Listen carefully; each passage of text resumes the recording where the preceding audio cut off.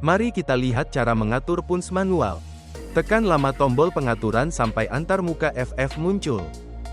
Sekarang masukkan kata sandi Anda. Tekan tombol OK dan masuk ke grup 02. Untuk punch manual, atur 00 di grup 02. Sekarang, tekan tombol OK, lalu tekan dan tahan tombol kembali untuk kembali ke antarmuka beranda. Sekarang, di antarmuka beranda, tekan tombol 1 untuk mencetak seluruh waktu shift pertama. Tekan tombol 2 untuk mencetak waktu keluar shift pertama.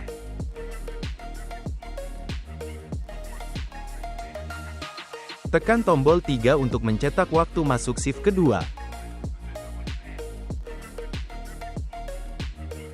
Tekan tombol 4 untuk mencetak waktu keluar shift kedua.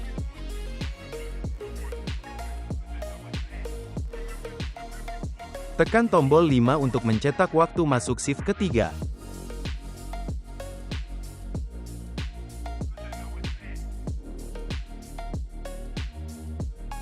Dan tekan tombol 6 untuk mencetak waktu keluar shift ketiga.